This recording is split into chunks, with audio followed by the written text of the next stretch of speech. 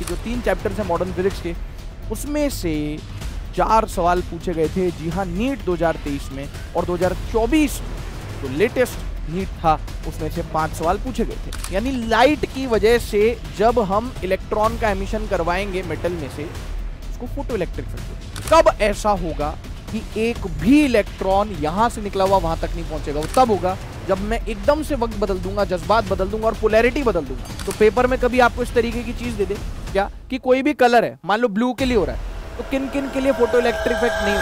प्यारे बच्चों, क्या हाल समाचार है सबके, कैसे हैं सब, क्या बोल रहा है माहौल?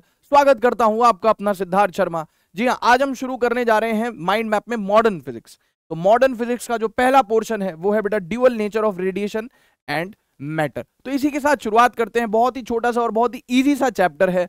अच्छा, मैं आपको बता दूं कि मॉडर्न फिजिक्स के तहत क्या क्या आता है ना। इसके बाद अपन न्यूक्लियर फिजिक्स पढ़ेंगे, अपन एटम्स से न्यूक्लियाई पढ़ेंगे, ये सारी चीजें अपने को पढ़नी है मॉडर्न फिजिक्स के तहत। फिर लास्ट में बचता है सेमीकंडक्टर्स। अगर आप सेमीकंडक्टर्स को अलग रख दो तो फिर भाई मॉडर्न फिजिक्स में हुआ dual nature and radiation of matter, nuclear physics हो गया, एटम्स एंड न्यूक्लियाई हो गया। ठीक है, मैं आपको बताऊं तो जी हाँ, 2023 में पूरे मॉडर्न फिजिक्स से, जिसमें कि अपन आने वाले ये वाला, इसके बाद वाला, इसके बाद वाला 3 माइंड मैप देखने वाले, यानी कि जो 3 चैप्टर्स हैं मॉडर्न फिजिक्स के, उसमें से 4 सवाल पूछे गए थे। जी हाँ, नीट 2023 में, और 2024 में जो लेटेस्ट नीट था उसमें से 5 सवाल पूछे गए थे।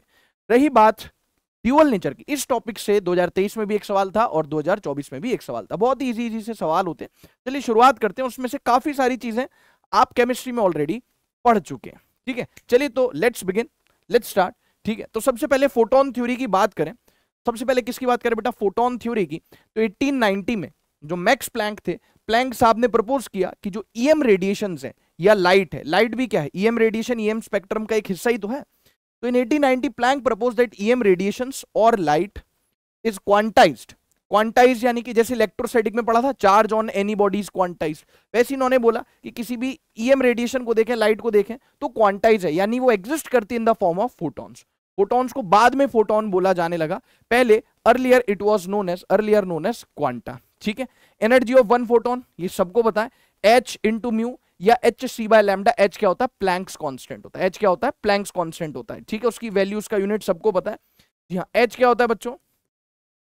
एच क्या होता है बच्चों? सर ये होता है प्लैंक्स कांस्टेंट, और जिसका वैल्यू हो गया 6.634 इंटू 10 की पावर -34 जूल सेकेंड। इसकी यूनिट हो गई जूल सेकेंड। ठीक है ना, तो ये हो गया Planck's constant. H C by lambda, C हो गया स्पीड ऑफ लाइट, न्यू हो गया फ्रीक्वेंसी, लैम्डा हो गया वेवलेंथ। ठीक है, light energy from any source, किसी भी सोर्स से जो लाइट एनर्जी निकल रही है, it is always an integral multiple of a smaller energy value called quantum of light. ये सेम टू सेम वैसे ही है जैसा हमने चार्ज के लिए देखा था, क्वांटाइजेशन ऑफ चार्ज। किसी बॉडी पर कोई चार्ज है तो इट इज क्वांटाइज्ड, यानी it is in the integral multiple of the smallest charge of electron. वैसे ही कोई भी जो लाइट सोर्स से लाइट निकल रही है, वो उसकी जो एनर्जी होगी इंटीग्रल मल्टीपल होगी इसकी quantum of light. Quantum of light यानी एक फोटोन की एनर्जी का इंटीग्रल मल्टीपल होगा। यानी क्यू बोल low energy from a light source, Q बोल लो, हालांकि क्यू को चार्ज बोलते हैं बट कोई बात नहीं, ऐसे देख लो। क्यू बराबर यानी वहां पे भी अपन ने देखा था इलेक्ट्रोस्टैटिक्स में, वहां पे क्यू बॉडी पर चार्ज था, एन इंटीजर था, और स्मॉल ई इलेक्ट्रॉनिक चार्ज था, स्मॉलेस्ट चार्ज। यहाँ पे ई क्या है? Energy of one photon, N क्या? नंबर ऑफ फोटॉन्स जो कि एक इंटीजर होगा, और क्यू क्या है? Energy from a light source. सही बात है, ठीक है। तो energy from a light source कितना हो जाएगा? Energy from a light source में इसको ई की जगह, नहीं तो फिर आप ना कंफ्यूज हो गए, इसलिए काम करते हैं, इसको क्यू लिख, या एक काम करो, भावनाओं को समझो, ठीक है ना, इसको ऐसे लिख रहने दो। लेकिन ये जो ई है, ये ई क्या है बेटा? ये टोटल एनर्जी है ना, ये ई एनर्जी ऑफ वन फोटोन नहीं है। लेकिन आप फिर कंफ्यूज हो गए तो मैं यहाँ पे इसको क्यू ही लिख देता हूँ, नहीं तो खामे जो देखेगा वही कंफ्यूज होगा। तो let us write it as Q, कोई बात नहीं, क्योंकि क्यू यहाँ पे क्या लिखा है? Energy from light source. ठीक है, तो कितना हो गया? एन इंटू, और इसको यहाँ पे मैं स्मॉल एन लिख देता हूँ, हालांकि कोई फर्क नहीं पड़ता, बट इसको मैं यहाँ पे स्मॉल एन लिख देता हूँ। ठीक है, कोई कंफ्यूजन नहीं होना चाहिए, स्मॉल एन। एच म्यू क्या हो गया? एक फोटोन की एनर्जी होगी, तो नंबर ऑफ फोटॉन्स कितने हो गए बेटा? नंबर ऑफ फोटॉन्स हो गए energy from light source divided by H mu, है ना, सही बात है। कितना हो गया? या फिर आप बोल सकते हो क्यू एच म्यू की जगह एच सी बाय लैम्डा भी पुट कर सकते हो, तो जाहिर सी बात है एन क्या आ जाएगा? Energy from light source divided by energy of one photon. यह आ जाएगा आपके पास नंबर ऑफ फोटोन। यहाँ पे क्यू चार्ज नहीं है, क्यू क्या है? एनर्जी फ्रॉम लाइट सोर्स है। ये प्लैंक साहब की थ्योरी थी, इसको आप देख सकते हैं बेटा, मैं साइड में हट जाता हूँ। आप इसका स्क्रीनशॉट निकाल लीजिए अगर देखना है तो, ठीक है। चलते हैं अपन आगे, लेट्स मूव हेड। अब सुनना बहुत ध्यान से, इस पे ना न्यूमेरिकल बनते हैं। इस पे न्यूमेरिकल क्या बनते हैं कि मान लीजिए आपके पास एक सोर्स है, लाइट सोर्स है, और उसका कुछ पावर है, लेट्स से उसका जो पावर है दैट इज पी वॉट, उसका जो पावर है वो कितना है, पी वॉट। तो चारों दिशाओं में वो क्या फेंक रहा है, फोटॉन्स फेंक रहा है। तो क्या लिखा, नंबर ऑफ फोटॉन्स एमिटेड पर second by a light source, number of photons emitted पर सेकेंड। तो आपने कुछ भी नहीं करना है, पावर ऑफ सोर्स पर सेकेंड यानी इन 1 सेकेंड, पर सेकेंड यानी इन 1 सेकेंड, कितना हो जाएगा, power of source divided by energy of 1 photon. Source का जितना भी पावर है, 10 वॉट, 100 वॉट, 1000 वॉट, जो भी what ever, divided by energy of 1 photon, एक फोटोन की एनर्जी। अच्छा, ये तो हुआ 1 सेकंड में। मान लो आपको बोल दिया number of photons emitted in 10 second, तो आप पहले number of photons emitted in 1 second निकाल लो, फिर उसको किससे मल्टीप्लाई कर दो, 10 से, ठीक है। या 1 मिनट में बोला है तो पहले पर सेकंड निकाल लो यानी इन 1 सेकंड, फिर उसको 1 मिनट यानी 60 से मल्टीप्लाई कर सकते हो। ये बहुत इंपॉर्टेंट है। मैं हटता हूं साइड में, इसको भी आप लिख लो, ठीक है। Okay sir, let's move ahead, आगे चलते हैं बेटा। देखो अब यहाँ पे बात करते हैं बेटा प्रॉपर्टीज ऑफ फोटोन की, प्रॉपर्टीज ऑफ फोटोन की। Let's discuss the properties of photons. Photons travel in straight line with speed of light, वही लाइट की स्पीड के बराबर उनकी स्पीड होती है फोटॉन्स की, स्ट्रेट लाइन में ट्रेवल करते हैं। Photon is not a material particle, it is packet of energy. आप फोटोन को ऐसे मत समझे जैसे इलेक्ट्रॉन होता है, प्रोटॉन होता है, मटेरियल पार्टिकल ही तो है, भले ही कितना छोटा है, लेकिन आप इसको फोटोन को ऐसे समझे कि चलती फिरती एनर्जी का पैकेट है, एनर्जी का बंडल है। It is a packet of energy with change in medium, medium में बदलाव आएगा तो स्पीड और wavelength lambda of photon changes, लेकिन फ्रीक्वेंसी चेंज नहीं होगी। जैसा सेम टू सेम लाइट के साथ होता था, रिफ्रैक्शन में देखा था, मीडियम चेंज हुआ, फ्रीक्वेंसी चेंज नहीं, वेवलेंथ चेंज होगी, स्पीड चेंज होगी। Photons are electrically neutral. अभी 2024 में 5 स्टेटमेंट थे ए बी सी डी ई, जिसमें से A B C D true था और ई जो स्टेटमेंट था वो गलत था, बताना था कौन कौन से सही ऑप्शंस में। तो उसमें ई स्टेटमेंट था photons are positively charge, photons are not charge, photons are electrically neutral, जिस वजह से they are not deflected by electric और मैग्नेटिक फील्ड। ठीक है साहब, क्या बोला मैं, मॉडर्न फिजिक्स से 2024 में कितने सवाल है, 5 सवाल, बाप रे बाप 5 सवाल। और ऑप्टिक्स से कितने सवाल आए, 5 सवाल, यानी रे ऑप्टिक्स और वेव ऑप्टिक्स।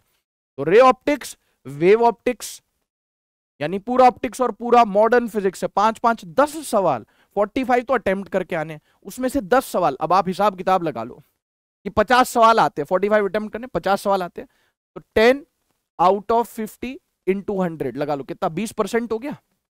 10, हाँ करने 45 है, लेकिन जो टोटल नंबर ऑफ क्वेश्चन है नीट में वो कितने हो गए, देखो 20% किस में से आगे बेटा, 20% किस में से आगे, पूरा ऑप्टिक्स और पूरा मॉडर्न फिजिक्स। अभी मैंने सेमीकंडक्टर इंक्लूड नहीं किया, सेमीकंडक्टर के अलग से आप 2 से 3 मतलब 1-2 सवाल तो लॉजिक गेट के मान लो, सेमीकंडक्टर भी इंक्लूड कर लो ना। तो ray optics, wave optics, modern physics, semiconductor, on an average मतलब भाई किसी साल प्लस माइनस 2 भी हो सकता है ना, ऑन एन एवरेज 10 से 12-13 सवाल तो कहीं भी नहीं गए, है ना। तो इतना बड़ा, इतना मेजर पोर्शन है। अब आप देखो, ठीक है, तो इसको छोड़ना हम अफोर्ड नहीं कर सकते, और इजी भी है। Photons does not exist at rest, so it's rest mass is 0। Photon मतलब चलती फिरती एनर्जी, इसका रेस्ट पे कोई काम नहीं है। फोटॉन्स का मोमेंटम भी है, मोमेंटम का फॉर्मूला ई बाई सी, वो जो मैं स्टेटमेंट बेस्ड सवाल बता रहा था 2024 का, उसमें से एक स्टेटमेंट ये भी था कि फोटॉन का मोमेंटम कितना होता है। तो देखो ई बाई सी, ई को आपने लिख लिया एच सी बाय लैम्डा, तो एच सी बाय लैम्डा, सी से सी शहीद हो गया। या फिर आप क्या लिख सकते हो, ई को एच न्यू लिख सकते हो, तो एच न्यू बाय सी भी आ सकता है। एक स्टेटमेंट ये भी था, समझ में आ रही बात, ठीक है। और जो भी कोलिजन वगैरह होगी उसमें फोटॉन्स की, जो उसमें एक स्टेटमेंट था फोटॉन्स और इलेक्ट्रॉन की जो कोलिजन होगी, तो जो भी उसमें टोटल एनर्जी कंजर्व रहेगा और टोटल मोमेंटम भी कंजर्व रहेगा, ठीक है। इक्विवेलेंट मास ऑफ फोटोन, देखो इक्विवेलेंट मास ऑफ फोटोन निकालना बहुत आसान है। यहाँ पे मैं आपको बताता इक्विवेलेंट मास ऑफ फोटोन। एक काम करते हैं, यहाँ पे बात करते हैं इक्विवेलेंट मास ऑफ फोटोन की। ई बराबर mc², सर एल्बर्ट आइंस्टीन ने बताया था। एनर्जी मास इक्विवेलेंस, इसको अपन आगे एटम्स एंड न्यूक्लियाई में भी देखेंगे। ई बराबर mc²।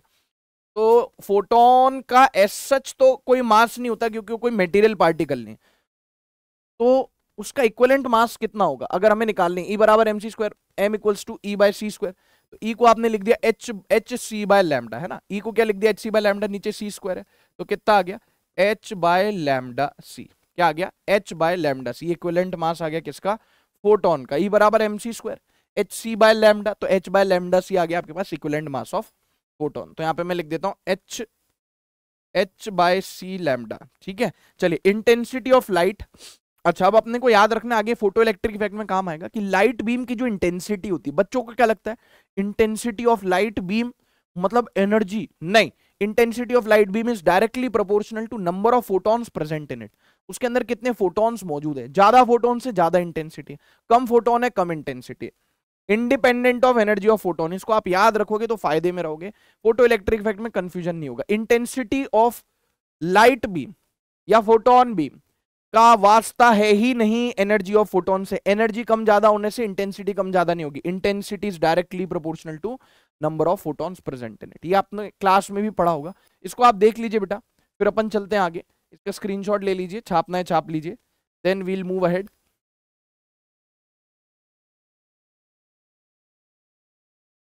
चलें साहब, ठीक है। अच्छा, यहाँ पे ना एक की पॉइंट है, ये आपको पता होना चाहिए कि इंटेंसिटी क्या होता है। वैसे हम इंटेंसिटी ऑलरेडी देख चुके हैं, हाँ सर ऑलरेडी हम देख चुके हैं इंटेंसिटी लाइट, उसमें ऑप्टिक्स वगैरह में देख चुके हैं, वेव ऑप्टिक्स में भी देखे हुए हैं, है ना। और ये हमने 11th क्लास के वेव्स में भी देखा था। इंटेंसिटी होता है energy crossing per unit area per unit time. तो एनर्जी बाय टाइम को तो पावर लिख लिया, यहाँ energy by time per unit area, energy by time हो गया पावर, तो energy per unit area per unit time. Point source के लिए, पॉइंट सोर्स से आर दूरी पर जो इंटेंसिटी होगी वो होगी पावर डिवाइडेड बाय एरिया लोगे आप स्फीयर का 4πr², ठीक है। तो पॉइंट सोर्स के लिए इंटेंसिटी कैसे वेरी करती है, इनवर्सली प्रोपोर्शनल टू r²। कोई लीनियर सोर्स है, लीनियर सोर्स है, लाइन सोर्स है, तो उसके लिए पावर डिवाइडेड बाय एरिया हो जाएगा सिलेंडर का सरफेस एरिया 2πrl। तो इंटेंसिटी किसी लाइन सोर्स के लिए कैसे वेरी करती है, inversely proportional to the radius या डिस्टेंस, ठीक है। ये आप देख सकते हैं, काम आता रहता है, मालूम होना चाहिए, ठीक है। चलते हैं आगे। Okay, radiation pressure and radiation force, ये मैंने आपको बोला था कि मैं आपको पढ़ाऊंगा ड्यूअल नेचर में, तो जो वादा किया वो निभाना पड़ेगा, ठीक है। तो radiation pressure and radiation force, सबसे पहले तो मोमेंटम आपको पता है E/c या h/λ होता है। अब न्यूटन्स लॉज ऑफ मोशन में पढ़ा था कि जब मोमेंटम चेंज होता है इसका मतलब कुछ ना कुछ तो फोर्स है। फोर्स होता है change in momentum by time interval. Radiation pressure, radiation pressure, अरे मतलब कि यार कोई भी रेडिएशन फॉल कर रही है किसी सरफेस पे तो उसकी वजह से प्रेशर भी होगा, उसकी वजह से फोर्स भी होगा। जो प्रेशर होगा वो जाएगा radiation force per unit area, सही है। तो मान लीजिए कोई सरफेस है, कोई सरफेस है वो परफेक्टली रिफ्लेक्टिंग है, तो मोमेंटम जाने वाला E/c, आने वाला E/c। Momentum, change in momentum, it is a vector, it is not a scalar, तो चेंज इन मोमेंटम जीरो नहीं होगा, ये हो जाएगा 2E/c। कितना हो जाएगा 2E/c। अब आपने इसको डेल्टा टी से डिवाइड कर दिया, डेल्टा टी से डिवाइड कर दिया, अगर आपने इसको बहुत ध्यान से सुनना, डेल्टा टी से डिवाइड कर दिया किसको, मोमेंटम को, चेंज इन मोमेंट, तो delta P by delta T हो गया फोर्स, एनर्जी बाय टाइम हो गया पावर, तो कितना आ गया 2P/c। तो कितना आ गया, हालांकि डेरिवेशन पेपर में याद रखने की जरूरत नहीं है, डायरेक्ट फॉर्मूला याद रखें, ठीक है। तो फोर्स आ गया रेडिएशन फोर्स 2P/c, पी होता है I/A, तो आप एक फॉर्मूला याद रख सकते हैं पिया के नाम से, पिया और ए पिया, ठीक है। पी क्या हो गया बेटा, पावर हो गया, मैं लिख देता हूं, पी ए क्या हो गया बेटा, एरिया। तो पिया के नाम से आप ये याद रखेंगे तो कभी भी नहीं भूलेंगे। आई हो गया इंटेंसिटी, ठीक है, और पी हो गया बेटा पावर। तो यहाँ पे जो अपने पास फॉर्मूला आ रहा है ना बेटा 2P/c, पावर है, पी को लिख दिया IA, तो 2P/c है 2IA/c। एरिया नीचे चला गया, फोर्स बाय एरिया क्या हो गया, प्रेशर, तो आ गया 2I/c। इसको याद रखें, ये पता होना चाहिए, ये पता होना चाहिए, ये फॉर्मूला पता होना चाहिए, for perfectly reflecting surface, for perfectly reflecting surface, ठीक है। चलो दादा आगे, मान लो परफेक्टली एब्जॉर्बिंग हुआ, तो बस वो आया और मोमेंटम E/c से आया और एब्जॉर्ब कर लिया गया, तो फाइनल मोमेंटम जीरो हो गया। तो change in momentum E/c, delta T से डिवाइड किया P/c, पिया IA/c, तो रेडिएशन फोर्स हो गया IA/c, फोर्स बाय एरिया हो गया प्रेशर, रेडिएशन प्रेशर हो गया I/c, ठीक है। अच्छा, for partially absorbing and partially reflecting surface, मान लीजिए कोई ऐसा सरफेस है जो कुछ प्रतिशत तो एब्जॉर्ब करता है और कुछ प्रतिशत रिफ्लेक्ट बैक कर देता है, such that coefficient of absorption क्या है, कोएफिशिएंट ऑफ एब्जॉर्प्शन आपको गिवन है, कोएफिशिएंट ऑफ एब्जॉर्प्शन क्या गिवन है बच्चों आपको, सर ये गिवन है coefficient of absorption A and coefficient of, काम करेंगे इसको कॉपी कर लेते हैं, ठीक है, coefficient of reflection, coefficient of reflection है बेटा आपके पास, मतलब ये है कि कितना फ्रैक्शन एब्जॉर्ब होता है और कितना फ्रैक्शन रिफ्लेक्ट होता है। और मान के चल रहे हैं कि सिर्फ दो ही चीजें हो रही है, एब्जॉर्प्शन एंड रिफ्लेक्शन, कोई ट्रांसमिशन वगैरह नहीं हो रहा। तो A+R का सम कितना रहता है प्यारे बच्चों, 1 रहता है, याद रखना। अगर A दे रखा है तो R आ सकता है, R दे रखा है तो A आ सकता है। तो रेडिएशन फोर्स का फॉर्मूला हो गया P by C into 1 plus R, पिया वाला फॉर्मूला लगा दिया, IA by C into 1 plus R. Area नीचे गया, रेडिएशन प्रेशर आ गया I by C into 1 plus R. अगर आपको आर नहीं दे रखा, ए दे रखा है, तो बेटा यार ए दे दिया तो यहाँ से आर भी तो निकल जाएगा। ये देख ले, बहुत इंपॉर्टेंट है, ठीक है, देख ले बेटा। इसके बाद एक स्पेशल केस और पढ़ाता हूं मैं तेरे को, तेरा दिल गार्डन गार्डन हो जाएगा वो देख के। ये वाला देख लिया था बेटा हिसाब किताब? हाँ गुरुजी। ये वाला देख लिया, ये वाला देख लिया, ये वाला देख लिया ना हिसाब किताब? हाँ, अब ये वाला देखते हैं, लास्ट केस है। Perfectly reflecting at an angle, perfectly reflecting surface है लेकिन किसी एंगल पे फॉल कर रहा है, तो चेंज इन मोमेंटम होगा बेटा 2E/c cos थीटा, है ना। डेल्टा टी से डिवाइड कर दिया, एनर्जी बाय टाइम हो गया पावर 2P/c cos थीटा। तो जाहिर सी बात है कि पिया वाला फॉर्मूला लगा दूंगा तो हो जाएगा 2IA/c cos थीटा। और ये जो थीटा है ये किस से है बेटा? ये नॉर्मल से है, ठीक है, नॉर्मल से। एरिया से डिवाइड कर दिया, रेडिएशन प्रेशर हो गया 2I/c इंटू cos थीटा। इसको प्लीज ध्यान में रखे, थोड़ा सा ठीक से लिख देते हैं, है ना। तो 2I/c into cos of theta, है ना। तो ये आप अगर देखो, एक सेकेंड में इसको लिख दूं, आप अगर देखो तो परफेक्टली रिफ्लेक्टिंग में था, परफेक्टली रिफ्लेक्टिंग में था 2IA/c और ये 2I/c था, तो वही सब है 2IA/c cos theta, 2I/c cos theta, और यहाँ पे लग गया है एक्स्ट्रा। ये देख लीजिए। चलें साहब आगे चलिएगा, लेट्स मूव अहेड, ठीक है। अब बात करेंगे बेटा यहाँ पे हम फोटो इलेक्ट्रिक इफेक्ट की। फोटो इलेक्ट्रिक इफेक्ट आपने केमिस्ट्री में भी पढ़ा है, हाँ, मतलब फिजिक्स में हम ज्यादा डिटेल में पढ़ते हैं, लेकिन केमिस्ट्री में भी आपने पढ़ा हुआ है, तो एक बेसिक आइडिया तो आपको है ही केमिस्ट्री की वजह से। चलिए, और बाकी आप क्लास में पढ़ के आए हैं, तभी तो यहाँ पे माइंड मैप में रिविजन कर रहे हैं, ठीक है। Photo electric effect, photo electric effect. यार देखो मेरी बात सुनना, इलेक्ट्रॉन को, मान लीजिए कोई इलेक्ट्रॉन है मेटल के अंदर, उसको बाहर निकालना है सरफेस से, तो बहुत सारे तरीके हैं। थर्मियोनिक एमिशन यानी हीट देके, थर्मियोनिक एमिशन हीट देके, फील्ड एमिशन इलेक्ट्रिक फील्ड लगा के, क्योंकि इलेक्ट्रिक फील्ड में जब कोई चार्ज होता है तो उस पर फोर्स लगता है, पॉजिटिव है तो इलेक्ट्रिक फील्ड की दिशा में, नेगेटिव है तो इलेक्ट्रिक फील्ड की अपोजिट दिशा में। तो थर्मियोनिक एमिशन वो अपने सिलेबस में नहीं, फील्ड एमिशन वो अपने सिलेबस में नहीं। फोटो इलेक्ट्रिक इफेक्ट, फोटो यानी फोटॉन्स यानी लाइट की वजह से जब हम इलेक्ट्रॉन का एमिशन करवाएंगे मेटल में से, उसको फोटो इलेक्ट्रिक इफेक्ट बोलेंगे। तो थर्मियोनिक एमिशन हीट की वजह से, फील्ड एमिशन इलेक्ट्रिक फील्ड की वजह से, और फोटो इलेक्ट्रिक इफेक्ट फोटॉन्स यानी लाइट की वजह से। तो लाइट फॉल कर रही, लाइट ऑफ सूटेबल वेवलेंथ, ये आप जानते हैं सूटेबल वेवलेंथ का मतलब क्या होता है, आगे अपन वैसे देखेंगे। Suitable wavelength, light, whenever light of sufficiently low wavelength या suitable wavelength falls on a metal surface, photo electric effect occurs. और जो उसके अंदर, मेटल के अंदर, जो भी मेटल के साथ ही तो होता है, प्लास्टिक के साथ थोड़ी करते हो, नॉन मेटल के साथ थोड़ी करते हो, सही बात है। तो मेटल के अंदर के इलेक्ट्रॉन सरफेस से बाहर रिजेक्ट आउट हो जाते हैं, ठीक है, ओके। तो फोटोन जो फॉल कर रहा है उसकी एनर्जी होगी h न्यू hc/λ। hc/λ भी लिख दो, उसमें कोई हर्ष थोड़ी है, तो यहाँ पे मैंने लिख दिया इक्वल्स टू hc/λ। तुमने कहा ठीक, मैंने भी कहा ठीक, है ना। एक मिनट, अब देखो अब हो क्या रहा है, न्यू हो गया frequency of incident light. New को आप c/λ भी लिख सकते हैं, इंसिडेंट लाइट जो सरफेस पर फॉल कर रही है, जो सरफेस पर फॉल कर रही है। अब सुनो, जरूरी नहीं है, देखो बच्चों को क्या कंफ्यूजन होता है, आपने क्लास में ही पढ़ा होगा, कभी कभी क्या होता है कि जैसे मान लो कोई मेटेलिक सरफेस है, जैसे लेट्स से फर्ज करिए ये मेटेलिक सरफेस है, फर्ज करिए कि मेटेलिक सरफेस है, ठीक है। हो सकता है कि जो एकदम चांदनी रात होती है ना, एकदम बहुत हल्की सी जो लाइट होती है, चांदनी रात, मून लाइट, कितनी फेंट, कितनी डिम होती है, हल्की, हो सकता है वो भी इस पे फोटो इलेक्ट्रिक इफेक्ट करवा दे। और हो सकता है कि जो क्रिकेट स्टेडियम की इतनी बड़ी बड़ी लाइट्स होती है वो भी फोटो इलेक्ट्रिक इफेक्ट ना करवा पाए, क्योंकि बात साहब यहाँ पे इंटेंसिटी की नहीं है, बात है यहाँ पे कि जो इंसिडेंट फोटोन है वो लायक है या नालायक है। लायक या नालायक फोटोन, मतलब लायक फोटोन वो जो फोटो इलेक्ट्रिक इफेक्ट करवा दे, और नालायक फोटोन वो जो फोटो इलेक्ट्रिक इफेक्ट ना करवा पाए। तो लायक फोटोन यानी क्या, उसकी फ्रीक्वेंसी थ्रेशोल्ड फ्रीक्वेंसी से ऊपर है, या उसकी वेवलेंथ थ्रेशोल्ड वेवलेंथ से कम है, ये आगे अपन देखेंगे। तो डिपेंड करता है, देखो मैंने क्या बोला, मून लाइट, जाहिर सी बात है किसकी इंटेंसिटी कम है, मून लाइट की इंटेंसिटी कम है, और क्रिकेट के स्टेडियम वाली जो लाइट है उसकी इंटेंसिटी बहुत ज्यादा है। तो इंटेंसिटी से फर्क नहीं पड़ता साहब, फोटोन की जो एनर्जी है वो सफिशिएंट है क्या, वो वर्क फंक्शन से ज्यादा है क्या।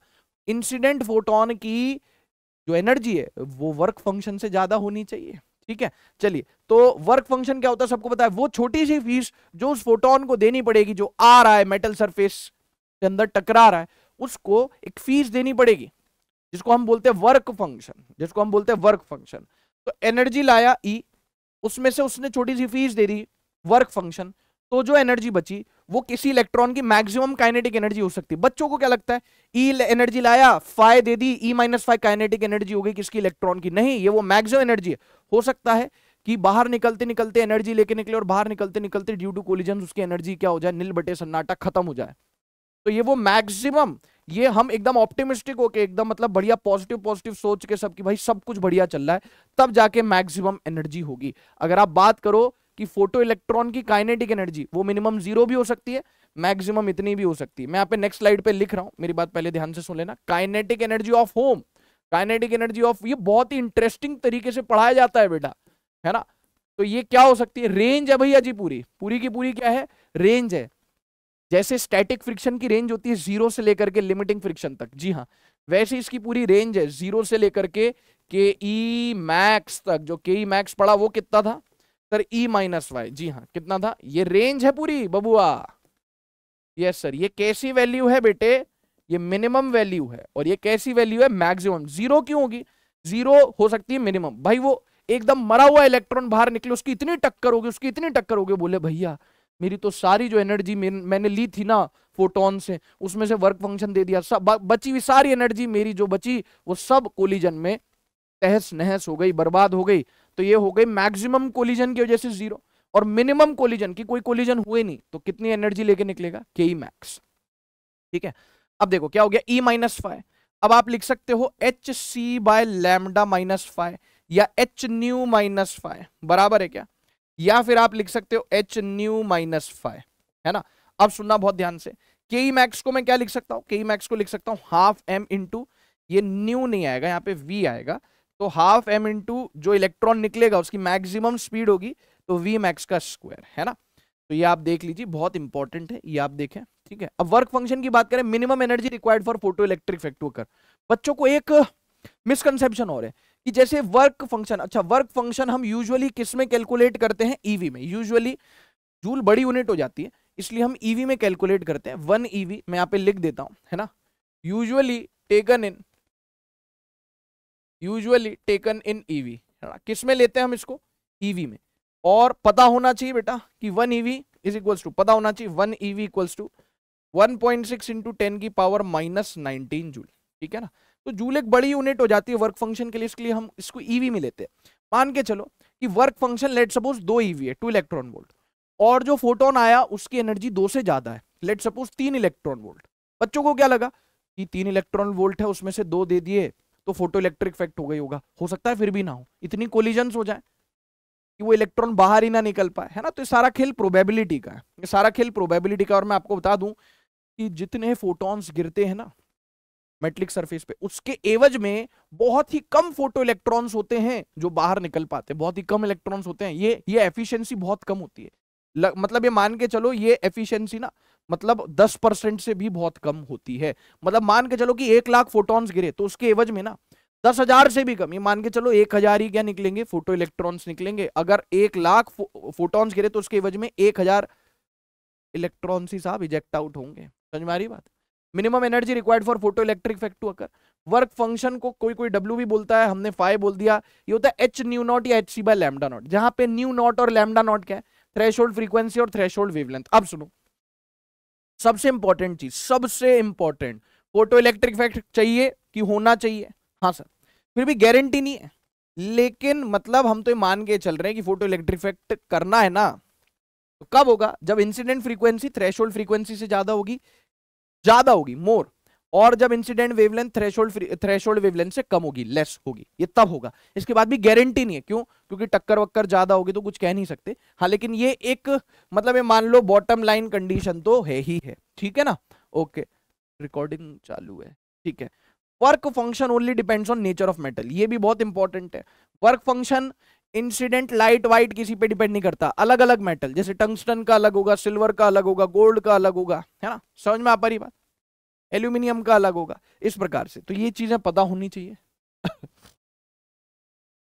अच्छा यहां से आप आराम से वी मैक्स वगैरह निकाल सकते हैं, है ना। यहां से ये half M V square max है और ये RHS वाला हिसाब किताब है, देख लें इसको। डन। चलें आगे। Yes sir. अच्छा अब ये देखो, kinetic energy versus frequency, kinetic energy maximum versus frequency. तो के मैक्स क्या हो गया, एनर्जी माइनस एनर्जी हो गया एच न्यू। तो अब ध्यान से अगर आप देखो तो काइनेटिक एनर्जी मैक्सिमम का जो ग्राफ है या काइनेटिक एनर्जी का जो ग्राफ है वो कैसा आएगा, फ्रीक्वेंसी के साथ कैसा आएगा, ध्यान से देखो, y बराबर एम एक्स माइनस सी जैसा, straight line not passing through region with negative y intercept. अगर आप स्लोप देखोगे तो स्लोप क्या आएगी, m किसके बराबर आ रहा है, h के बराबर आ रहा है, y इंटरसेप्ट कितना आ रहा है, -5 नीचे की तरफ है ना। तो kinetic energy max with, kinetic energy max with कैसा है, काइनेटिक एनर्जी मैक्स का वेरिएशन है विद फ्रीक्वेंसी। इस तरीके का स्ट्रेट लाइन पेपर में बोल सकता है। तो स्लोप यानी टेन थीटा, तो पेपर में बोल सकता है कि टेन थीटा की वैल्यू कितनी होगी, एच के बराबर होगी। मान लो आपको ये दे दिया इस तरीके से, ये वाली लेंथ दे दी 1.5 ईवी, तो पूछ लिया वर्क फंक्शन कितना होगा, तो वर्क फंक्शन 1.5 ईवी होगा। ये वेरिएशन है काइनेटिक एनर्जी मैक्सिमम का, किसके साथ, फ्रीक्वेंसी के साथ, फ्रीक्वेंसी के साथ, ठीक है ना साहब। अब देखो यहाँ पे आगे चलते हैं, लिखा हुआ है factors affecting photo electric effect, factors affecting photo electric effect. तो बहुत ध्यान से सुनिएगा, इंटेंसिटी, इंटेंसिटी के साथ कैसे चीजें चेंज होती है, इंटेंसिटी बढ़ती है। इंटेंसिटी का मैंने आपको बताया फोटोन की एनर्जी से कोई लेना देना नहीं है। इंटेंसिटी बढ़ती है मतलब जो फोटो इलेक्ट्रॉन्स, जो फोटॉन्स गिर रहे हैं, जो फोटॉन्स गिर रहे हैं, इंटेंसिटी बढ़ती है।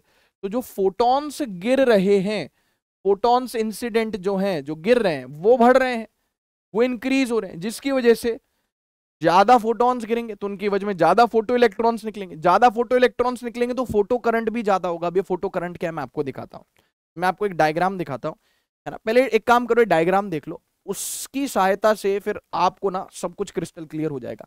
यहाँ पे हमने एक एक्सपेरिमेंटल, मान लो एक्सपेरिमेंटल डायग्राम है फोटो इलेक्ट्रिक इफेक्ट का।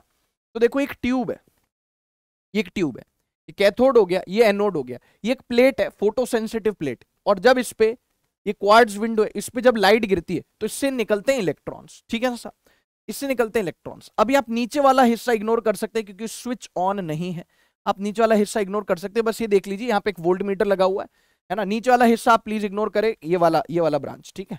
तो एक सर्किट पूरा हो रहा है, अब सर्किट पूरा हो रहा है, इलेक्ट्रॉन्स का फ्लो अगर होगा, बिल्कुल होगा, लाइट गिरी, इलेक्ट्रॉन्स निकले, एनोड पे पहुंची, तो इलेक्ट्रॉन्स का मूवमेंट है ऐसा क्लॉकवाइज, तो करंट का मूवमेंट होगा एंटी क्लॉकवाइज। तो यहाँ पे क्या आ जाएगा बेटा, यहाँ पे आ जाएगा आपके पास इलेक्ट्रॉन्स ऐसे, तो करंट हो जाएगा इस प्रकार से, है ना। तो ये आ जाएगा फोटो करंट, ये आ जाएगा फोटो करंट, इसको आपने क्या बोल दिया, फोटो करंट। ये उतना ही ज्यादा होगा जितने ज्यादा होंगे आपके फोटो इलेक्ट्रॉन्स, और फोटो इलेक्ट्रॉन ज्यादा कब होंगे, जब फोटोन इंटेंसिटी ज्यादा है, फोटोन ज्यादा गिर रहे हैं, उनके वजह में इलेक्ट्रॉन ज्यादा निकल रहे हैं, इलेक्ट्रॉन ज्यादा निकल रहे हैं तो फोटो करंट ज्यादा आ रहा है। अभी आई फील, हाँ सर, नीचे वाले को इग्नोर करें, आगे काम आएगा, सही बात है, ठीक है।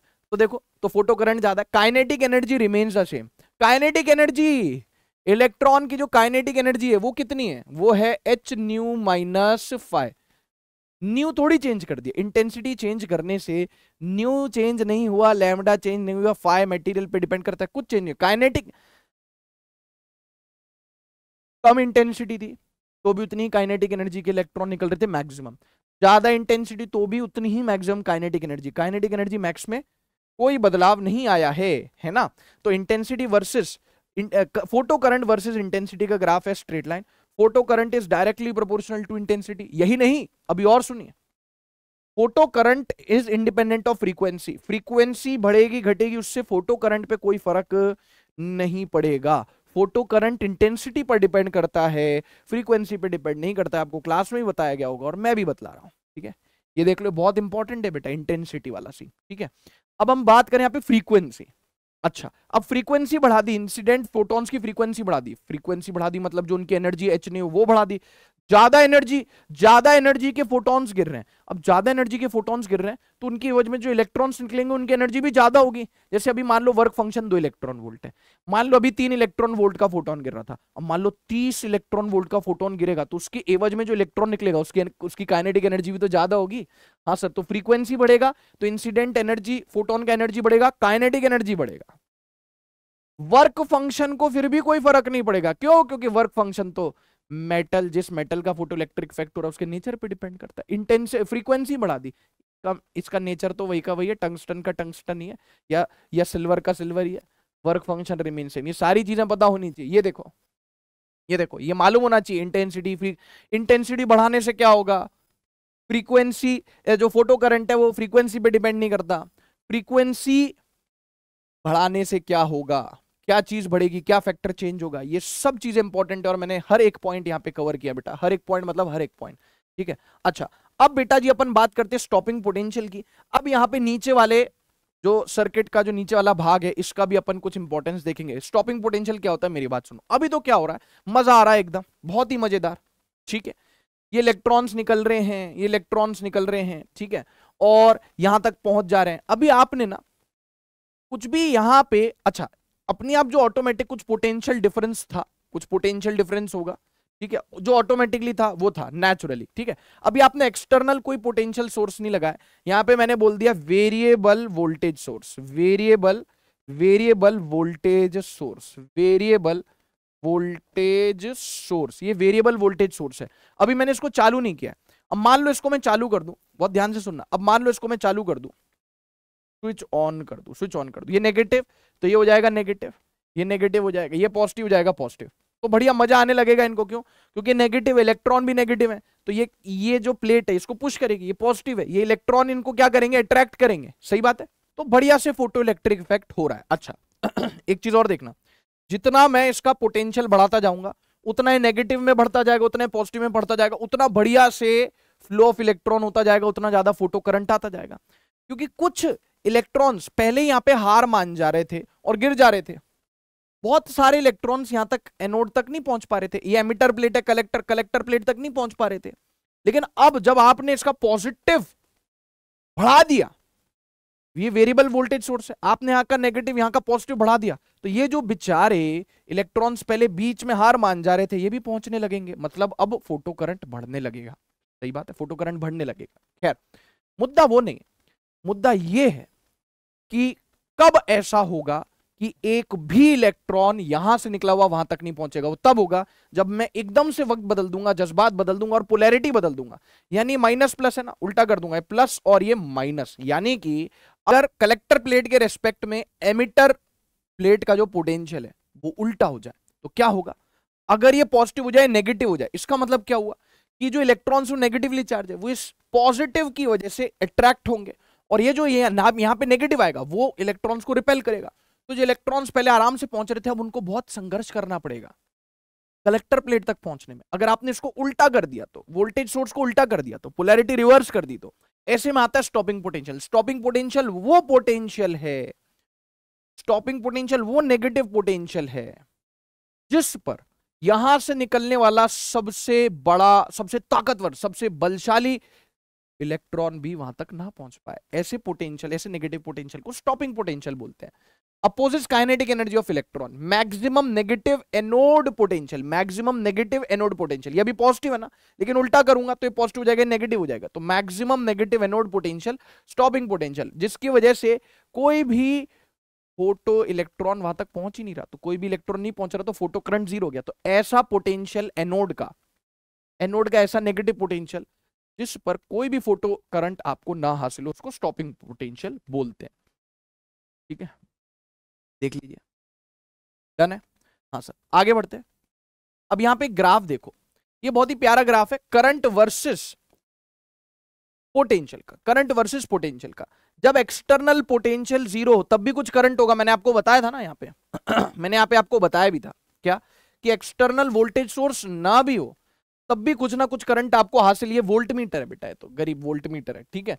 कुछ एक्सटर्नल पोटेंशियल ना भी लगाए तब भी कुछ ना कुछ तो करंट आपको हासिल होगा ही होगा, सही बात है, ठीक है। तो ये आप ध्यान से देखो कि जीरो एक्सटर्नल वोल्टेज पर भी कुछ करंट आपके पास हासिल हो रहा है, कुछ हासिल हो रहा है आपके पास, ये डन है क्या, यस सर। अब जैसे जैसे आप, अभी नेगेटिव की बात बाद में, जैसे जैसे एक्सटर्नल वोल्टेज को बढ़ाते जाओगे, एक्सटर्नल वोल्टेज को बढ़ाते जाओगे जैसे जैसे, मतलब यूं कह लो, मान लो आपने लगा भी दिया, ये नेगेटिव है ये पॉजिटिव है, अभी इसको उल्टा नहीं किया, स्टॉपिंग पोटेंशियल की बात नहीं हो रही, इसको बढ़ाते जाओगे तो ज्यादा ज्यादा नेगेटिव होता जाएगा, ज्यादा ज्यादा पॉजिटिव होता जाएगा, तो जो इलेक्ट्रॉन्स पहले मर भी गए थे बीच में वो भी अब वहां तक पहुंचने लगेंगे, तो ज्यादा फोटो करंट आने लगेगा, ज्यादा फोटो करंट आने लगेगा। लेकिन लेकिन एक समय के बाद पोटेंशियल बढ़ा रहे हो एक्सटर्नल सोर्स का, ईएमएफ बढ़ा रहे हो, करंट बढ़ रहा है, लेकिन एक समय के बाद वो करंट सैचुरेट हो जाएगा, क्योंकि जितने भी एमिटर प्लेट से इलेक्ट्रॉन्स निकल रहे थे वो सब के सब पहुंच चुके हैं कहां तक, कलेक्टर प्लेट तक। तो आप कितना भी पोटेंशियल बढ़ा दो, एमिटर प्लेट बोलेगा कि भाई तुम कितना भी पोटेंशियल बढ़ा दो, मेरी लिमिट तो इतनी ही इलेक्ट्रॉन्स प्रोड्यूस करने की, इससे ज्यादा मैं इलेक्ट्रॉन्स प्रोड्यूस कर ही नहीं सकता। तुम कितना भी बढ़ा दो, जितने इलेक्ट्रॉन्स यहां से निकल रहे हैं सब वहां तक पहुंच रहे हैं, आप बढ़ाते जाओ पोटेंशियल, उससे कोई फर्क नहीं पड़ता। इसको बोलते हैं आई सैचुरेशन। आई सैचुरेशन यानी saturation photo current, saturation current बोल देता हूं, वो फोटो करंट ही होगा, सैचुरेशन फोटो करंट, ठीक है। अच्छा, अब जब आप क्या करते हो, नेगेटिव में एनोड का पोटेंशियल नेगेटिव कर दिया तो करंट कम होता जा रहा है। देखो उल्टा कर दिया ना आपने, एकदम से वक्त बदल दिया, जज्बात बदल दिए। मैं यहां से ये चीज हटा देता हूं पहले, और यहां से मैं चर्चा करता हूं। ये आपने एकदम इसको उल्टा कर दिया, एनोड का पोटेंशियल नेगेटिव कर दिया, एनोड का पोटेंशियल नेगेटिव, इसका पोटेंशियल पॉजिटिव, ये उल्टा करके बढ़ाते जा रहे हो तो करंट धीरे धीरे डिक्रीज होता जा रहा है, और ऐसा एक समय आएगा जब फोटो करंट आएगा ही नहीं। तो उसी पोटेंशियल को हम क्या बोलते हैं, स्टॉपिंग पोटेंशियल। तो कम होता, नेगेटिव में बढ़ा रहे हो ना, कम होता जाएगा, कम होता जाएगा, कम होता जाएगा, और एक समय ऐसा आएगा जब कोई फोटो करंट नहीं मिलेगा। This is your stopping potential, जिसको हम वी नॉट बोलते हैं। वीएस बोल सकते हो, वीएस बोल सकते हो, वी नॉट बोल सकते हो। के ई मैक्स कितना हो गया, काइनेटिक एनर्जी को अपोज करेगा E into V naught, E V naught कितना हो गया, के ई मैक्स। वही के ई मैक्स कितना हो गया, half M V square max या ई वी नॉट, ये कितना हो गया, H nu minus 5 H C by lambda minus 5। तो यहां से हम स्टॉपिंग पोटेंशियल निकाल सकते हैं। स्टॉपिंग पोटेंशियल कितना हो गया प्यारे बच्चों, एक मिनट देखो यहां से ऐसा कर लेते हैं इसको। स्टॉपिंग पोटेंशियल कितना हो गया, इसको आप इग्नोर कर दो, ई उससे उधर से जाके डिवाइड हो गया, तो स्टॉपिंग पोटेंशियल कितना हो गया, H new bye E minus 5 bye ई, या फिर आप बोल दो एच सी बाय ई लैम्डा माइनस 5 बाय ई, है ना। ई उधर चला गया तो स्टॉपिंग पोटेंशियल आ गया। तो स्टॉपिंग पोटेंशियल का ये फॉर्मूला है, देख लो, देख सकते हो आराम से, ठीक है। हाँ सर, चलें आगे, इसको देख लीजिए। एक काम करता हूं मैं ना यहां पे लिख देता हूं अच्छे से, हो सकता है कि थोड़ा इधर लिख देता हूं, देख तो लिया, ये कैसे आएगा, ये आएगा H new bye E minus 5 bye ई, या फिर एच सी बाय लैम्डा ई या ई लैम्डा माइनस 5 बाय ई, बरोबर है। यस सर, ये स्टॉपिंग पोटेंशियल का फॉर्मूला आगे से आप ग्राफ भी बना सकते हो, जो कि आगे मैंने बनाया भी। ये स्लाइड देखनी है, देख लो, ये वाली स्लाइड देखनी, देख ली, ठीक है, ये वाली स्लाइड देख लो, ठीक है साहब। अच्छा, अब देखो यहां पे आप देखो स्टॉपिंग पोटेंशियल का ग्राफ हमने बनाया, stopping potential V naught versus frequency graph. तो आपको पता है, मुझे भी पता है, ई वी नॉट क्या था, एच के मैक्स ई वी नॉट बराबर E minus 5 H nu minus 5, ई नीचे आ गया, ये आ गया। अब स्टॉपिंग पोटेंशियल का ग्राफ बनाना है वर्सेस फ्रीक्वेंसी, कैसा बनेगा, वही हो गया y बराबर एम एक्स माइनस सी, वाई एक्सिस पर स्टॉपिंग पोटेंशियल, एक्स एक्सिस पर फ्रीक्वेंसी, स्लोप हो गया h बाई, ये थीटा हो गया, स्लोप हो गया आपके पास h बाई ई यानी टेन थीटा। ये हर एक मेटल के लिए ऐसा ही रहेगा, क्योंकि h फिक्स है, e फिक्स है।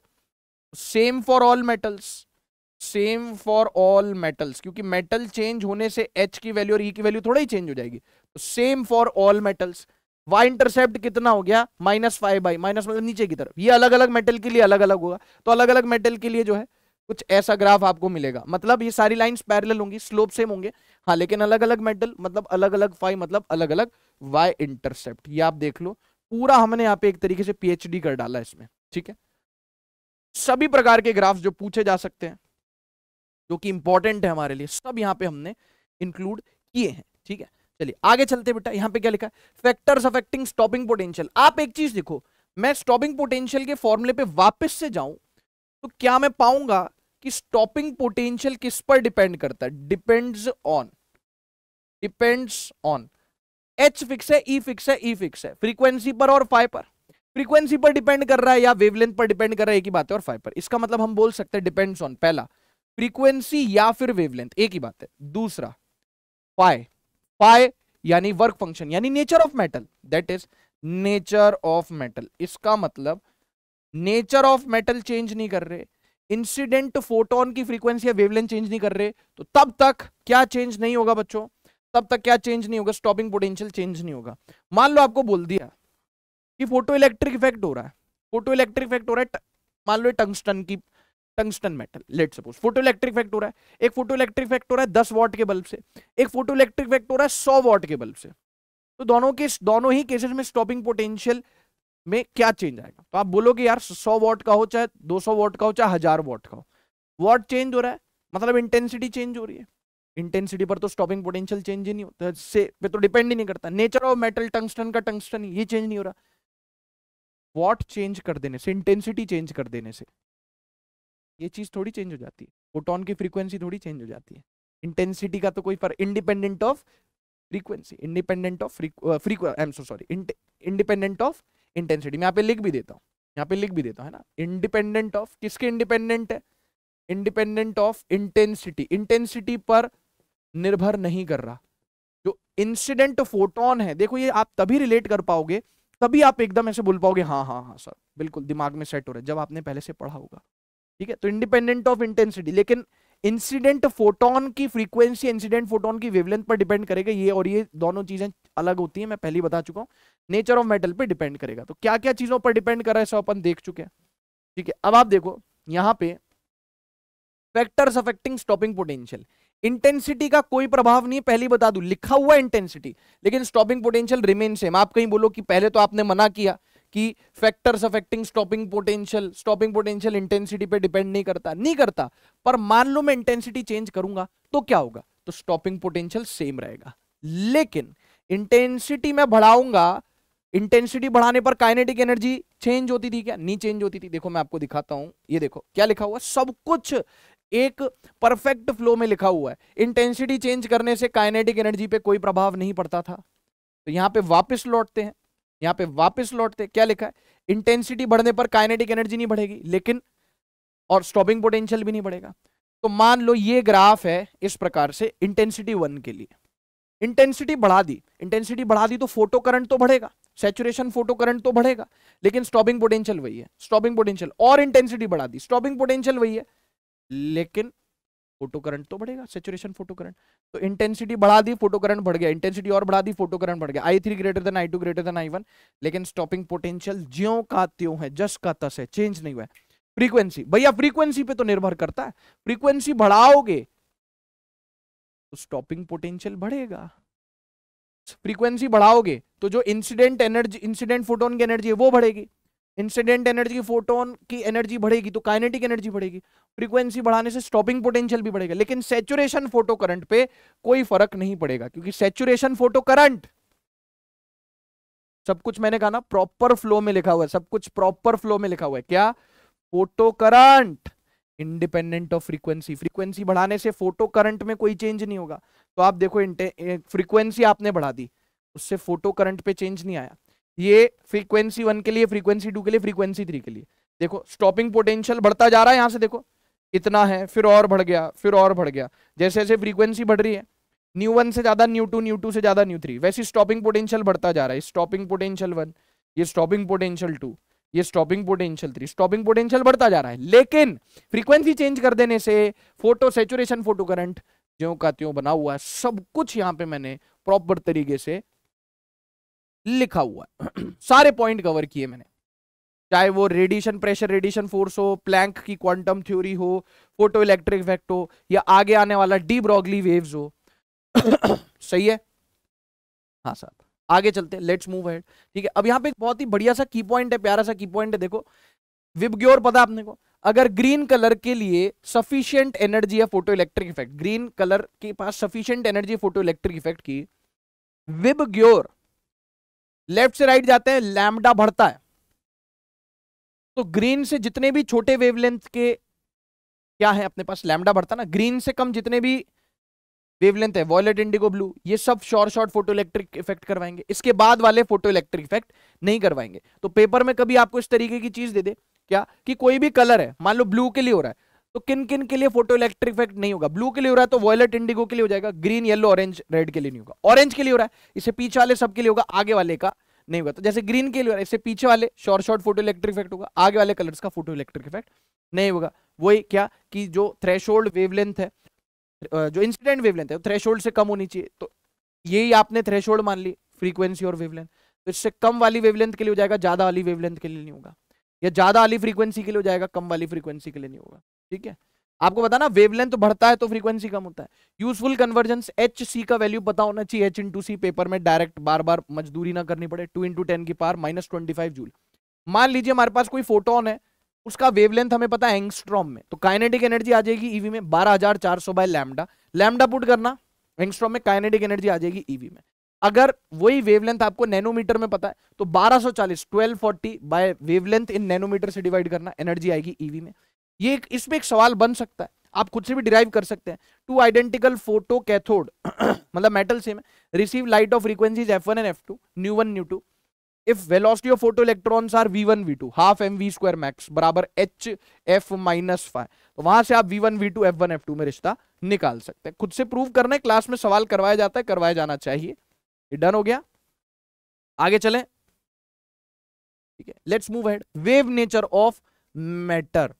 यार देखो, जो लड़ाई चल रही थी ना, जो घमासान मचा हुआ था, क्या कि कैसा नेचर है लाइट का, डी ब्रॉगली साहब ने बोला नेचर लव्स सिमेट्री।